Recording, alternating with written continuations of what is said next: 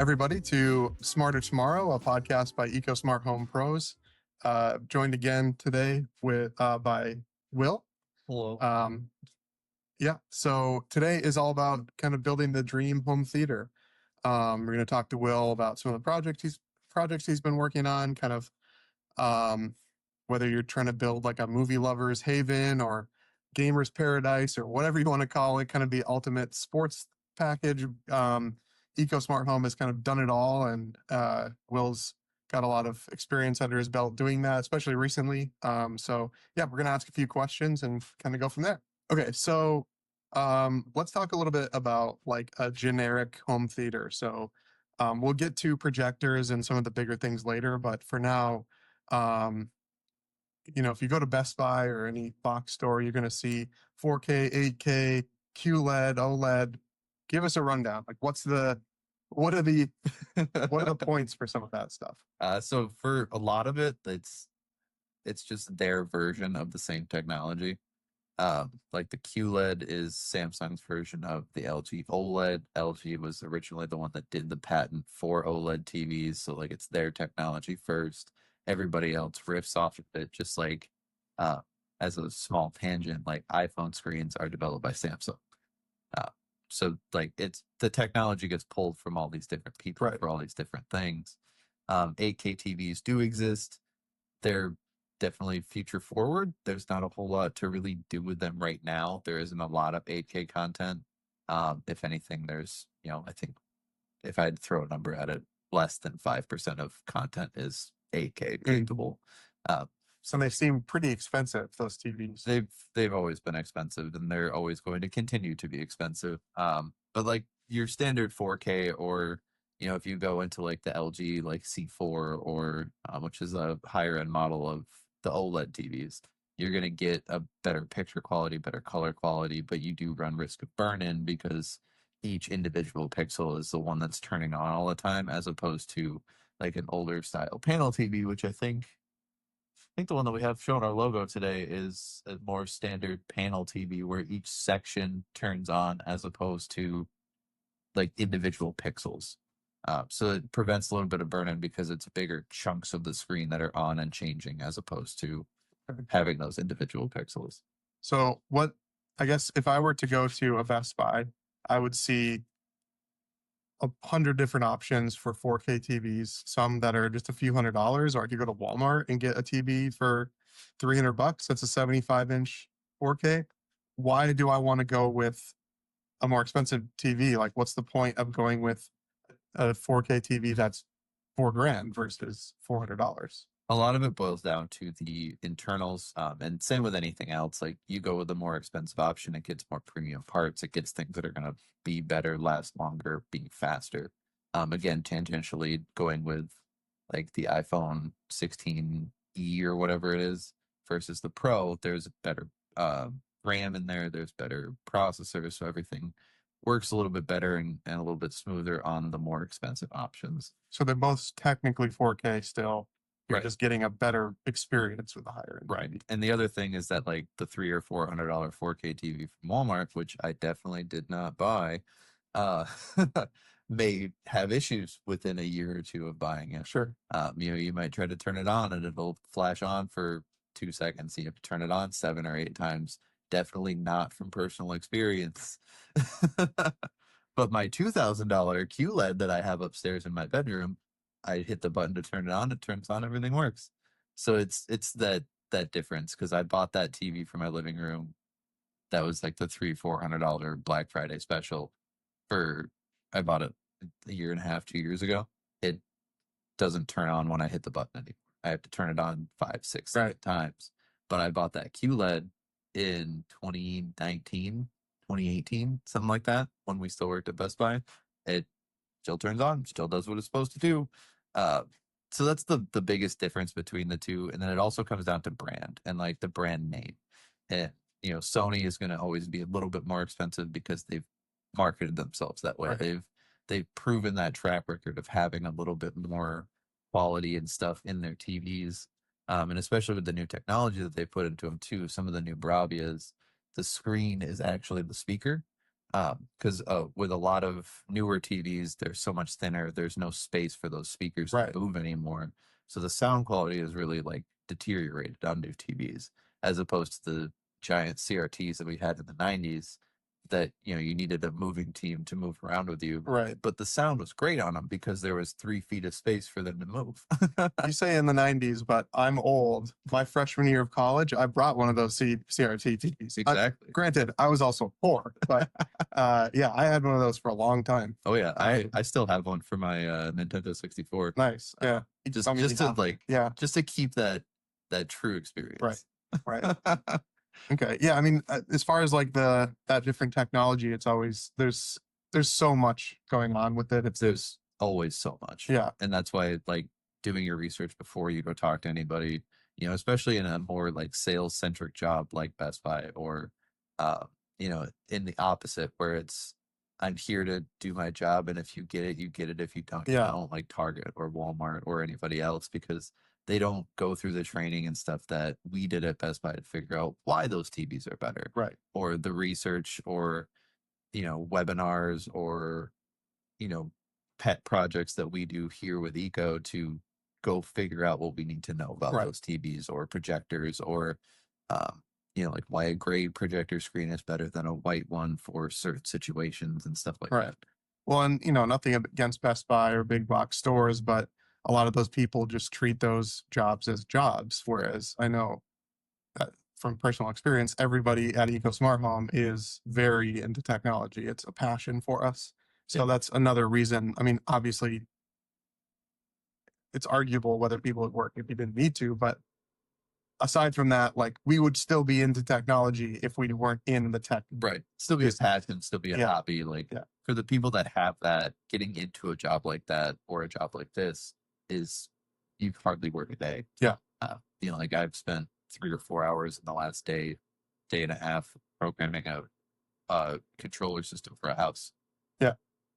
It's repetitive, but it's cool because I know at the end of the day when I go test it, click that button, it's going to do the thing I told it to do, and then hopefully it's right. Yeah, super cool.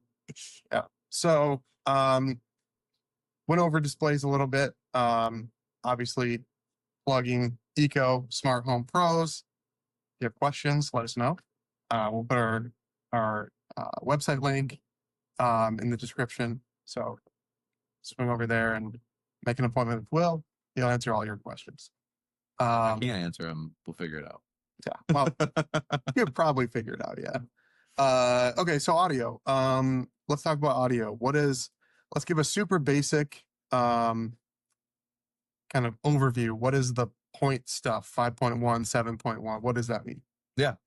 So all the numbers and stuff that you see when you go to, Best Buy, Walmart, you go look online at like different audio systems. They denote the amount of speakers, subwoofers, and side channels. So your standard 5.1 surround sound is going to be 5 speakers, 1 subwoofer. In the background here, we have a 5.1 setup. I think it's actually 7.1. 7.1.2 technically. So for the podcast listeners, we have 7 speakers in front, we have 1 subwoofer, and 2 back channels. For everybody that's here, the sound bar is all 7 channels. The subwoofer is down on the floor. We have the 2 back channels here, and that creates a specific type of speaker setup called Dolby Atmos, where you have all of the different things that bring it all together and give you that amount of stuff, amount of audio output, basically. But going back to the standard stuff, 5.1 is just 5 channels for speakers and then 1 subwoofer. 5.1.2 would be the 5 channels, the subwoofer, and 2 back channels. So you see all those different numbers, and it really just means how many more speakers there are than the other option. Getting into like Dolby Atmos and everything like that, there is a specific speaker setup. But there's also the content that you're playing has to support Dolby Vision or Dolby Atmos. Or right. So like a 7.2 would be 7 surround speakers and 2 subwoofers. Right. Okay. But you can do that as well. But again, you have to have the content that's coded audio, like the audio coding for getting the Right. most out of those speakers. Well, I think some of the higher end ones, correct me if I'm wrong, but like I have a 3.1 JBL soundbar. It was fairly expensive at the time, but it's old. It does Dolby, it does all that stuff, but it claims that it will, like, if you're watching something that just has, like, say I don't have cable, but if I was watching cable and it has just, left and right channels, it has some sort of processor in it that will produce like fake surround sound. It's not great, but it's okay. Yeah, a lot of the companies will advertise stuff like that. And like even Sonos with just the basic ARC soundbar, like what I have at home, even putting the volume at like 20, it sounds like there's more than just a soundbar. Sure. And the biggest reason for getting a soundbar, for getting any of those like surround sound audio options, is what we touched on earlier. The big CRTs that had more space and more uh, like ability for the cone of the speaker to travel, they sound better than a newer TV does today. Right. So having a soundbar is the number one accessory when you get a TV, because you're going to just get better sound quality in general. Okay. Because the other thing is that the old CRTs had the speakers in the front, which made logical sense. You're Right. having the speaker, you're having sound come out the TV at you. Now, unless you get one of the super high end Sonys where the speakers are built into the screen, all the speakers are either in the bottom of the TV pushing down, either like to the floor or to like a TV stand or anything like that, or they're in the back of the TV where they're pushing out and into the Right. wall. And then what are you really getting at Right. for sound? It's the same reason you would get like a Bluetooth speaker versus just your cell phone Right. speakers. Yeah, exactly. Cool. All right. Well, to cover display, we covered audio. Those are the two biggest things. What about like if I wanted to make my space better? Let's talk about like lighting, for example. Like you in a theater experience, you sitting there, you waiting, and then the lights come down, and you've still got a little bit of like ambient light, but they really try to make it an experience, a whole experience to be in the theater. Well, how do I do that at home? Like I know we have whole other episodes on smart lighting, so maybe just touch on it a little bit. Yeah, it all comes down to the type of control system that you would want to use. So like the biggest project that we've worked on is a guy that did a whole home theater room in his house. So we did everything through Lutron and RTI control. So the Lutron covers all the lighting aspects. So when we hit a button on the RTI remote, it will do whatever it needs to do through the Lutron. So like there is stuff set up with his Kaleidoscape system, which is a company that we partner with for super high end movies. Just as a little plug for it, uh, they actually they get the master reels from the studios, and they make their own uncompressed versions for video and audio. So it's as crispy as it can be for both sound and like looking at everything. Right, without buying the actual home theater setup that you'd get for like, or without buying the actual theater setup that you'd get at AMC or whatever. Right. Which, no, I'm sure there are people out there that do it, but for the majority of people, that's pretty unattainable. Well, and Kaleidoscape is a mildly expensive system to start out, but the movies are very comparable for price for like buying on Amazon or buying, through Right. HBO or whatever it is. But they're super crispy for the video. They're super crispy on the audio. Like there are things that I've heard and seen in those movies that I would never even have thought to look for or hear in a movie at home. But anyway, that's neither here nor there. Well, so you touched on, you said RTI remote. Maybe Yeah, tell us what that is. RTI is a control system that you can use either like with a tablet app, like iPad, Samsung tablet, anything like that, or like phone app, and then they do physical like hard remotes. Are those the remotes that have the screen and touch screen that you Some see? of them have screens, yeah. Yeah. And the one that we put in for the guy that did the home theater setup is a touchscreen one. Does have physical buttons at the bottom as well. But everything that is controlled within that room is done from that remote. Okay, so the lighting and audio, all that stuff. Yeah, so when he opens his Kaleidoscape on the remote, it runs a scene from Lutron to the RTI and back out to all the devices to say, hey, do all these things. So when he opens Kaleidoscape, it dims the lights, all the lights in the room down to like 50%, I think. And then when he starts the movie, it drops all the blinds in the room because we have Lutron blinds in there as well. So it drops all the blinds in the room. It drops the coffer lighting that he has in the molded ceilings. down to 10%, drops the and like all the other lights in the room to give that very low ambient light. Hmm.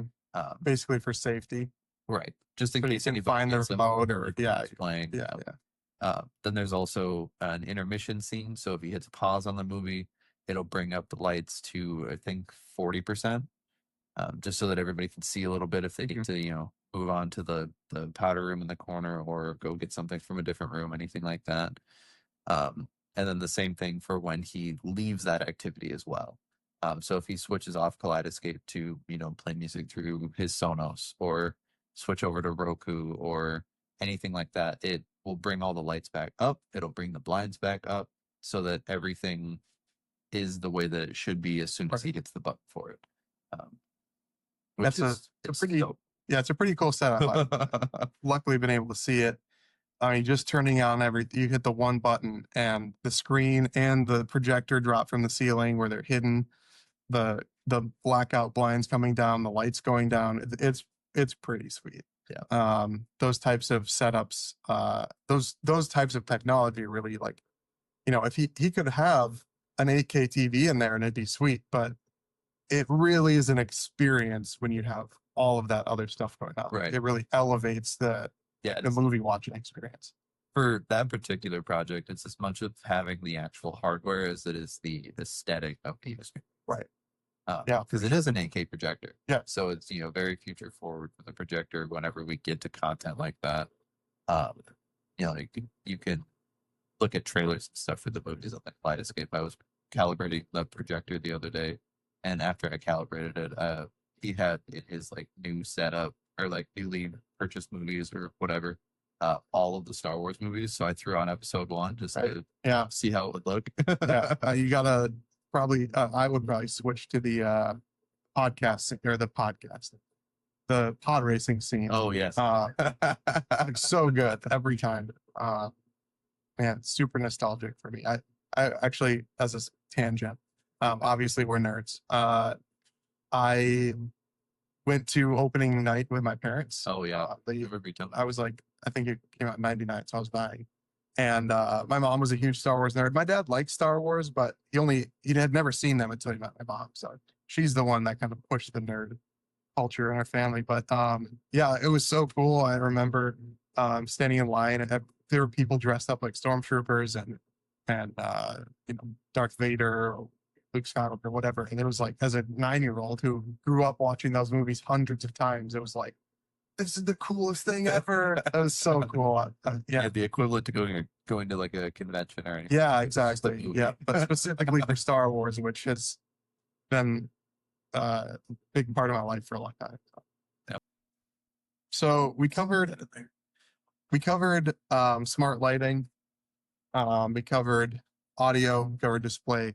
For like a home theater setup, let's talk about seating because I know that EcoSmart Home carries some different seating options. We have like home theater um, seats. Yeah, they're effectively the same style you get from a theater or like that you'd see in a theater, especially like more of the TSX or like the VIP seating is what they call it, I guess Sure. these days. And there are different versions. There's motorized ones. There's ones that have the cool RGB lighting in them. Wireless chargers built into the armrest that you like slot your phone into. I don't know any of the brands offhand or any of the pricing, but Right. I know that we have them. Yeah, well, that's cool. Yeah, I mean it's something that is very specific. I know, just it just depends. The person that you were talking about, he worked with, I think, um, like a designer. Yeah, Right? you worked with an interior designer. So there isn't any actual like theater seating. It's more of like a TV lounge. Right. So it's something that they can go into and like hang out on the couch and take the remote, pop on their Sonos, and then they can play Right. stuff through that. Or, like he's got a couple kids, so they come in and they want to watch Netflix or play on the Xbox or anything like that. Like all that's hooked up through the different things and the different sources that we put in. He's got a record player, he's got a CD player for more of his classical stuff that he likes to listen to. So he can, drop the blinds, drop the lights, and pop on the CD player or his Tidal player, which is a different streaming service that's similar Yeah. to. I think they're supposed to like, I could be wrong, but I think they're supposed to focus on like lossless audio or something super high quality. Which it sounds really nice. Yeah. So go with what you like, I Right. guess. Okay, we don't have to dwell on theater seating or home theater seating. I know at least it's an option. Yeah. So if you're looking to build a home theater and you want seating more than just a couch, there's options. Yeah. EcoSmart Home has options. Other integrators near you probably also have those options. Yeah, and just as like a separate or like a quick point, I suppose. Steven was actually working on a house downstate that they were setting up a small theater and they were actually going to do the staggered Oh, cool. theater seating. Yeah. So we have had options, or I guess not options, but interactions with clients that have wanted those types of seating as opposed to like more of a lounge space. Cool. All right, well, let's move on to smart control. You kind of already touched on it a little bit with the universal remote. I know like Logitech makes one. That's kind of like a more DIY commercially available one. It's a little bit more limited in what it does, and relies entirely on you being able to program it the way that you need it to do it. It is the Harmony remotes. And then I know that obviously RTI, depending on what you go with for like a home assistant, if you have one, Siri, Alexa, Google, even Sonos can do some voice control stuff. Sure. There are different things that you can use to control with that. So like using HomeKit, you can use your phone or an iPad or anything to control all that. So with the HomePods. So it'd be like Alexa, turn on home theater or something. Yeah. Yeah. Like I have mine set up. I have Alexa at home, but I have it integrated into the Sonos for the living room. So like when I tell it to turn on the living room, turns on all the lights and turns on the TV because it's in that room of the house. And you can set that up with any of the other ones. Again, with Josh, you can do all that stuff as well, which is another voice assistant that we work with, as well as app and physical control, keypads and tablets and whatnot that you can mount to the walls. And same with Lutron. You can do it all with Lutron as well, especially if you have everything set up with the right control systems. You would need a secondary control system to physically turn on the other devices, which is why, like with that other project we talked about, we're using a combination of Lutron and RTI. Right. Just to make sure that everything works together and talks together to give you what you're looking for. Right. So as far as controlling a home theater, you're not limited. Well, I mean, the reason, so my partner, she oftentimes will not even watch TV because we have so many remotes. You have the PlayStation or Xbox controller, you've got the TV controller, the controller for the sound bar. It just like it becomes a lot. It becomes a lot. So you can essentially replace all those remotes with one, is what you're saying, right. Or move to like voice control or like iPhone apps or something like that. Yeah, that's pretty cool. Minus the game controller, because well, you can't ever replace that. You couldn't replace it fully, but I know like for my Xbox, I can use my phone as a remote. Right. Yeah, you can use the app and everything like that. Yeah, which is pretty cool. Yeah, no, depending on how you everything's set up, you can go from 4 or 5 remotes down to one. If you do something through RTI, or if you have the ability to program a Control 4 system, or which is a super crazy system that is, it's interesting to say the least. Or like getting a Harmony remote or anything like that. Or depending on how you have your TV and soundbar set up, you can cut down on one of those remotes by plugging everything in through the ARC channel, which is audio return channel.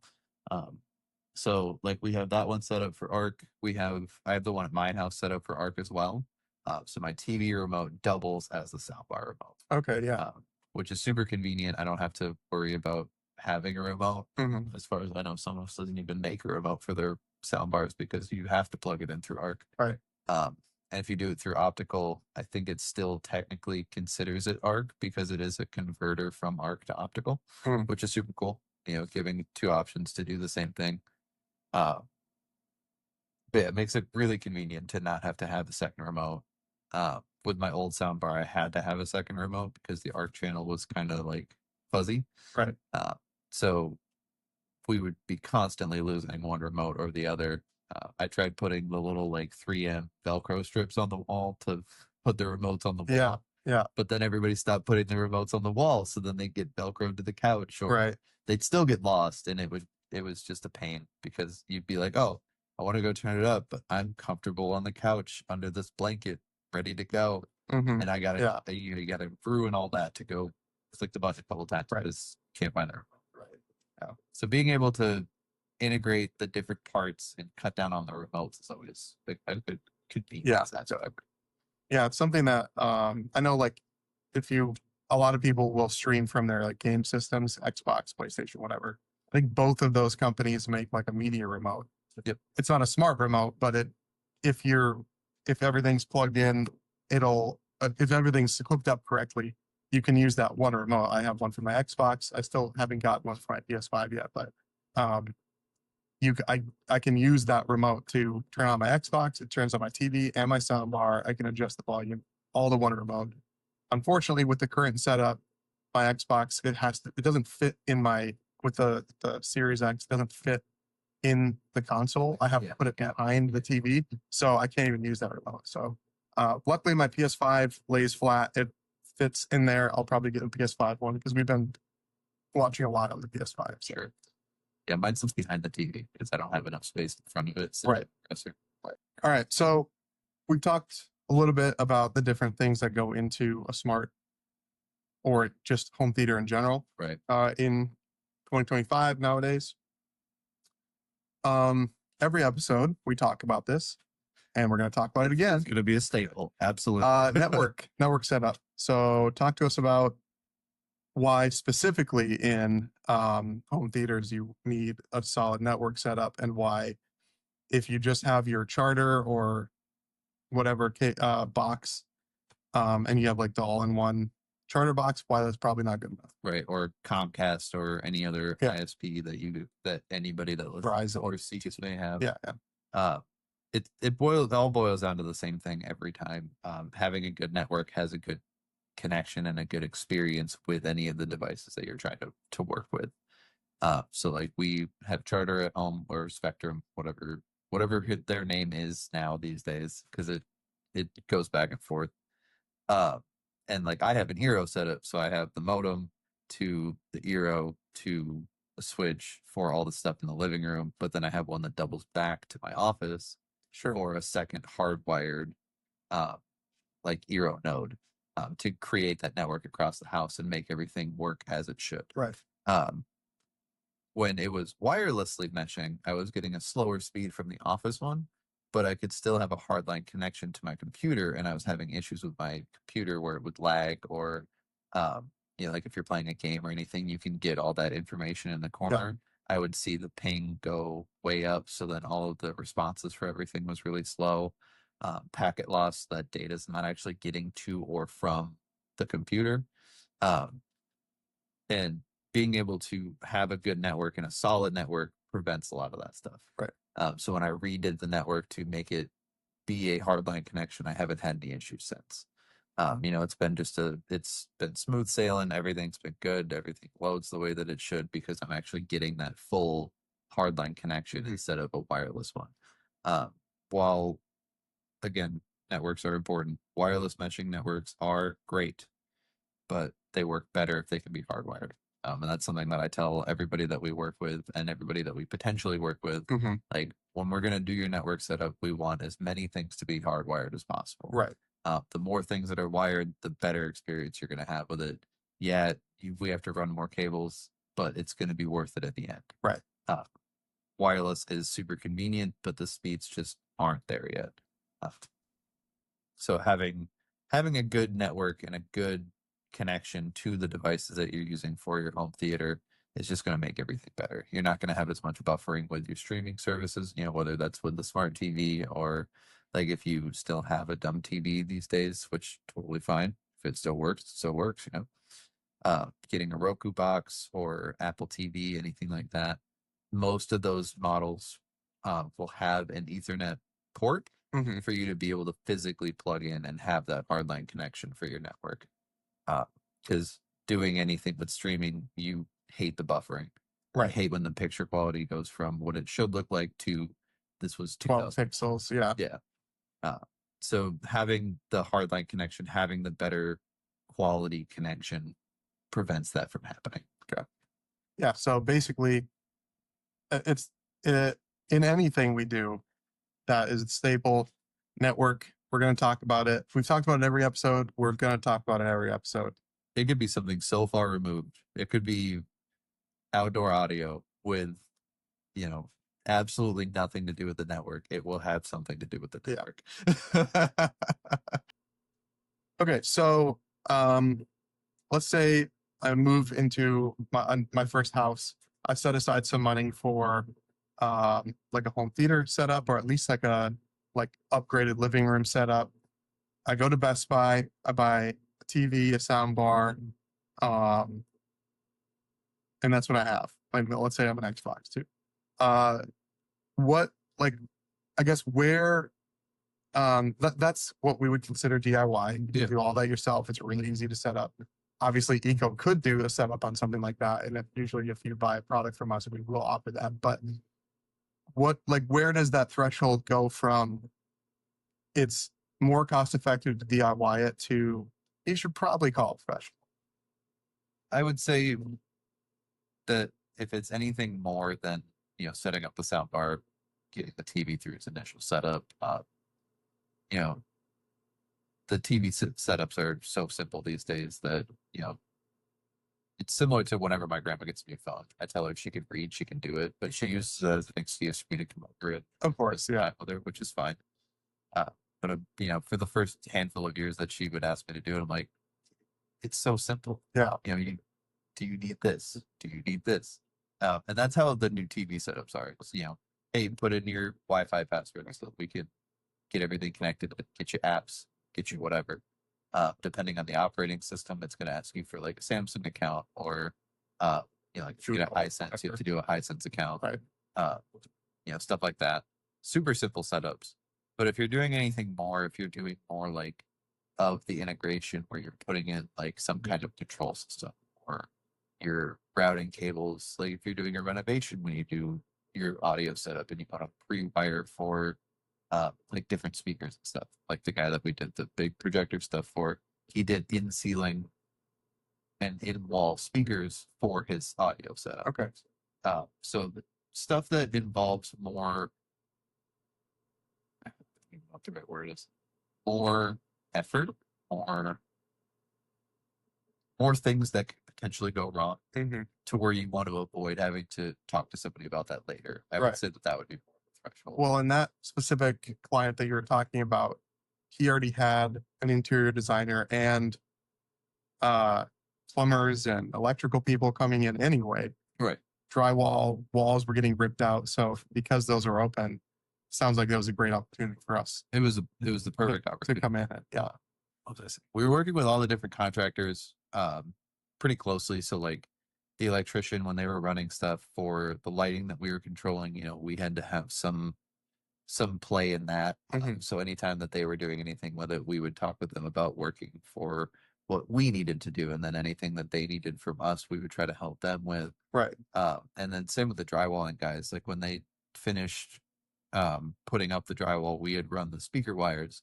So it was like, hey, just pop a hole wherever that cable is and poke it through a little bit, and then we'll take care of the rest.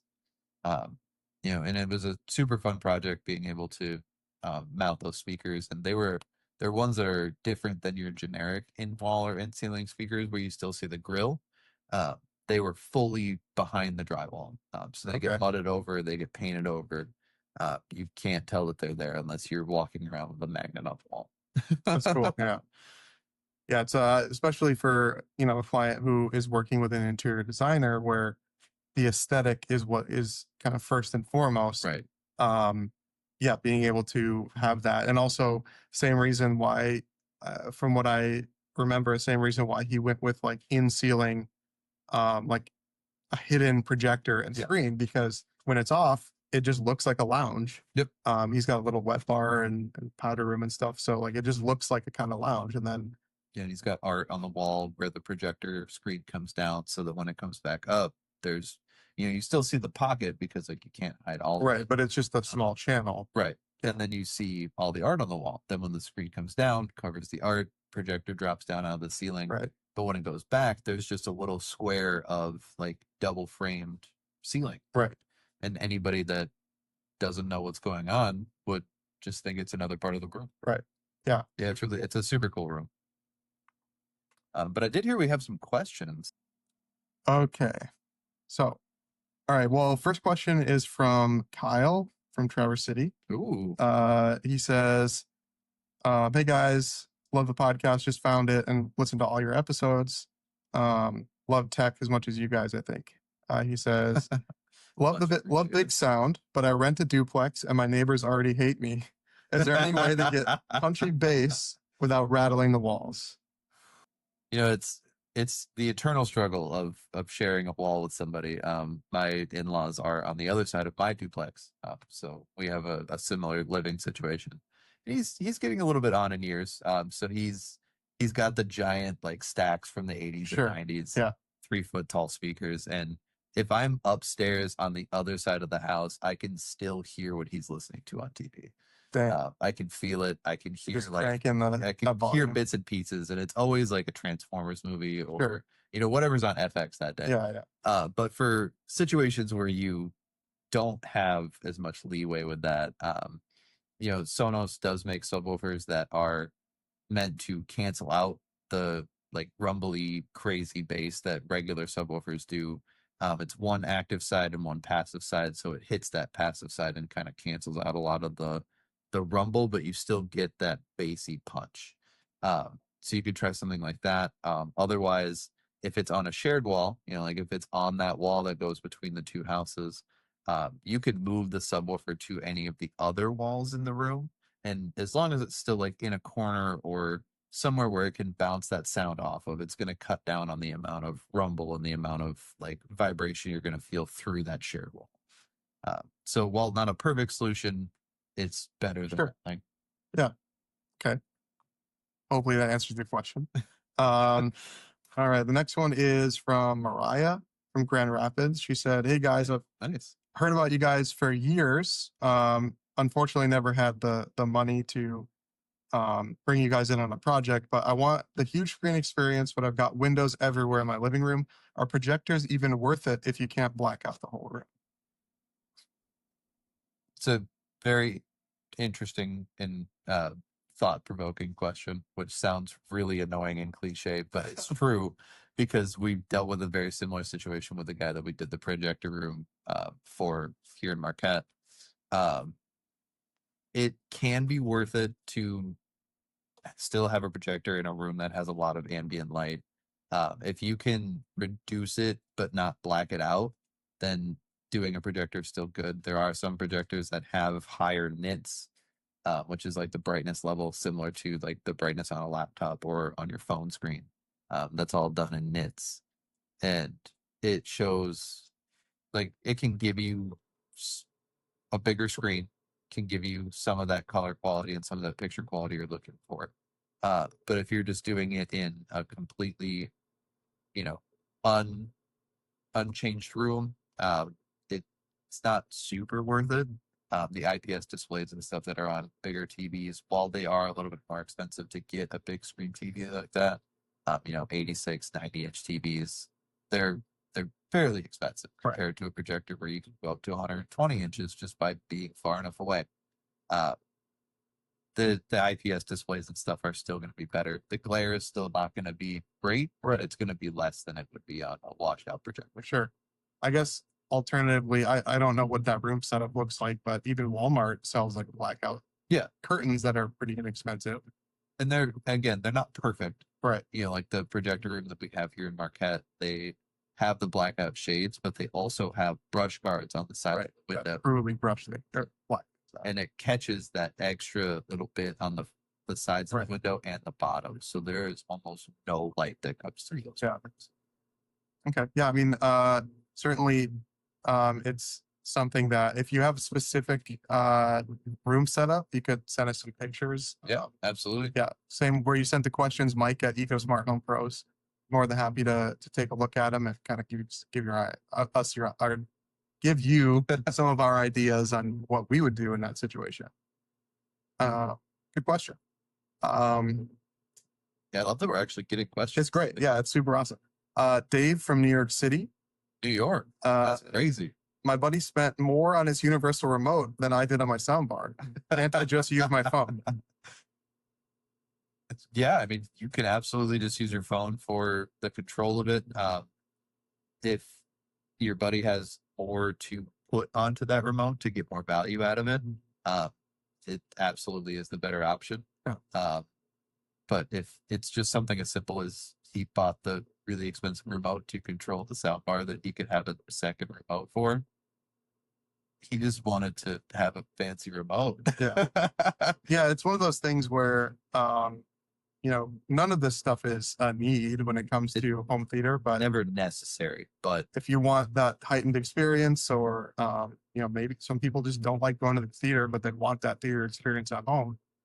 Some of this stuff is kind of falls in that ballpark. right.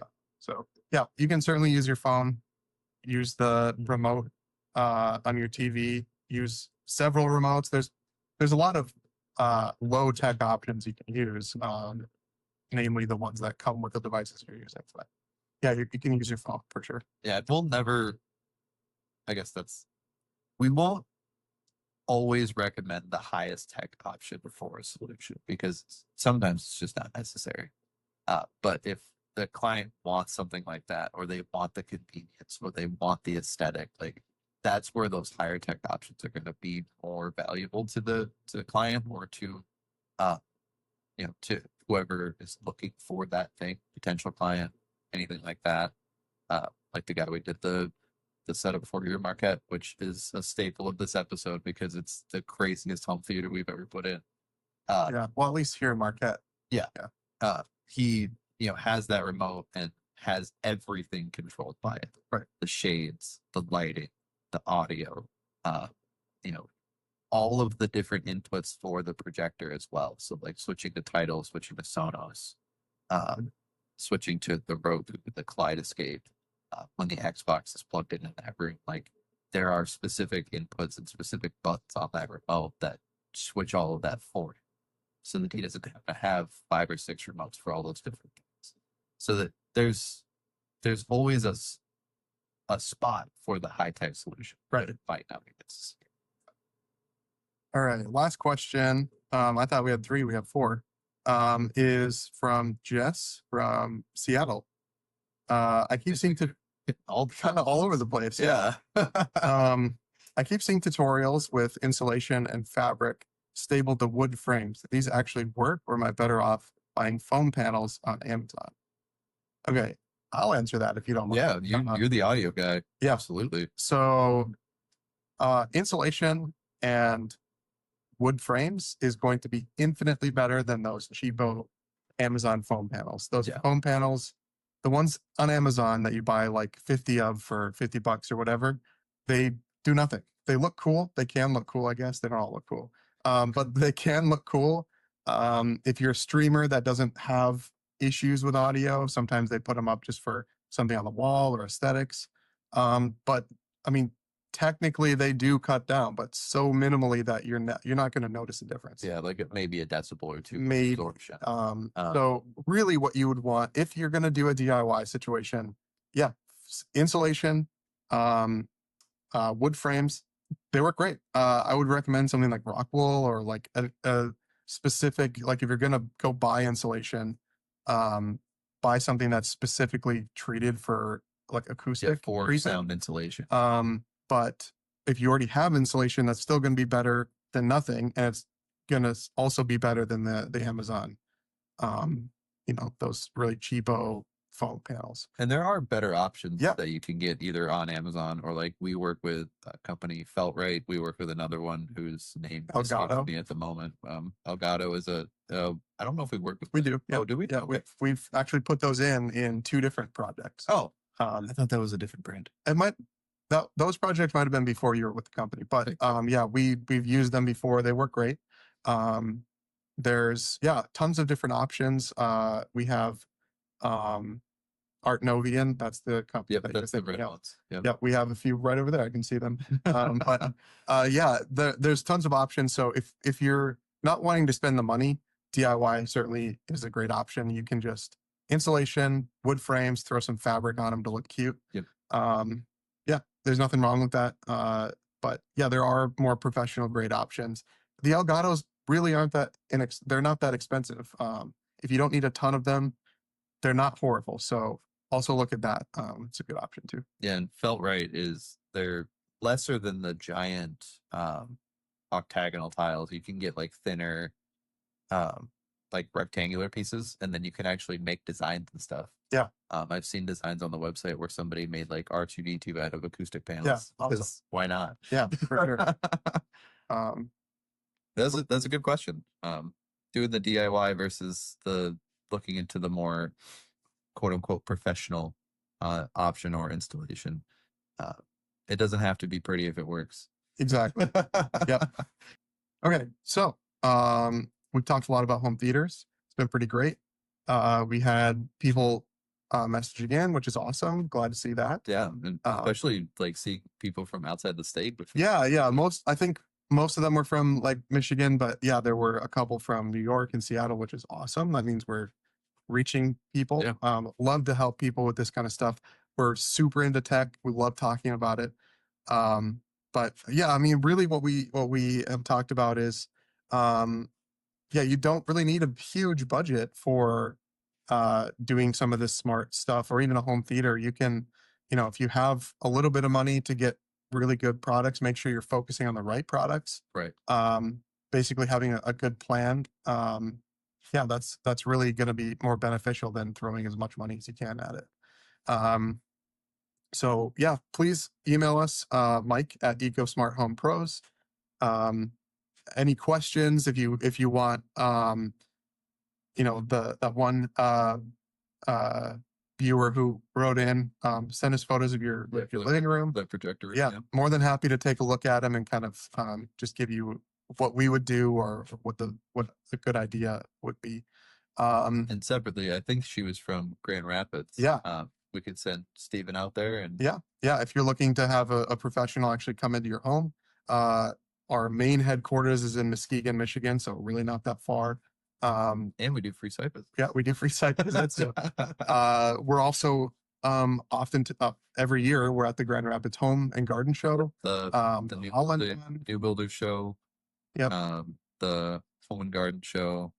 I think we did the Cottage Show again this year as well. Yeah. So all those ones at the DeVos Center. Yep. I usually come down for those. It's a grueling several weeks of my life. Yeah, they're long, but they're fun. I love talking to people about different tech and the things we can do. But yeah, it's the 6-hour drive. Yeah. But yeah, if you're close or you're in the area around that time, swing by. If you're in Muskegon, you can come into our showroom too. Just make sure you make an appointment first. It's all by appointment. Yeah. Yeah, I mean, we appreciate all the listeners, if people who wrote in. Like I said, write in if you have any questions or whatever. Mike at ecosmarthomepros.com. Please subscribe, follow us on social media. Yeah, we appreciate all the listens, and next episode should be in a couple weeks. We're talking about tech in rental homes. Yeah, specifically voice assistant stuff. Yeah, nowadays there's a lot of the housing market's crazy. I mean, we rent our place. So when I'm looking to buy tech, I'm looking to buy stuff I'm going to be able to bring with me. Right. So yeah, that's what I wanted to talk about next week. So please, any questions, email them in. We'll get to them next week, or sorry, next episode. Yeah. When we talk about it in a couple weeks. Yeah. Thanks for chilling and hanging out. Yeah, always. Talking tech. My desk is 15 feet that way, so. All right.